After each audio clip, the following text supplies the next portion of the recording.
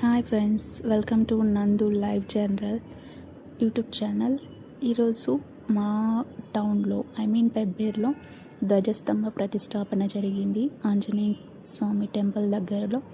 అంటే చాలా ఇయర్స్కి ఫస్ట్ అయితే సింగిల్గా అంటే జస్ట్ ఆంజనేయ స్వామి జస్ట్ విగ్రహం ఉండేది, చిన్న గుడి కట్టిండ్రు.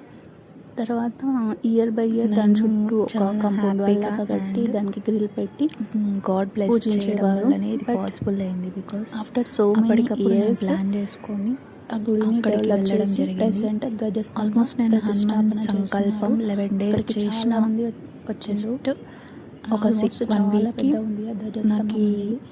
ఇక్కడ ఇలా గుడి అంటే నేను పూజ చేస్తున్న టైంలోనే 11 days చేస్తున్న టైంలోనే ఇది ఇట్లా జరుగుతుందని మా టౌన్లో మైకులతో చెప్పేవారు, ఆటోస్ పెట్టి.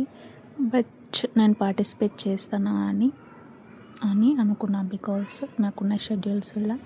But anyway I'm God bless చేయడం వల్ల నేను ఈ ప్రోగ్రాంలో పార్టిసిపేట్ చేసినాను.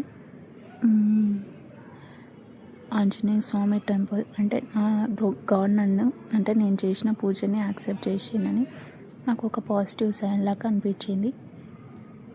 సో అండ్ ఆల్సో నేను సీతారాముల కళ్యాణాన్ని మిస్ అయినా, ఆల్మోస్ట్ చాలా ఇయర్స్ అయిపోయింది. అది కూడా ఈరోజు ఆఫ్టర్ ధ్వజస్తంభం ప్రతిష్టాపన అయిపోయిన తర్వాత సీతారాముల కళ్యాణాన్ని కూడా చేశారు, దాంట్లో కూడా పార్టిసిపేట్ చేశాను.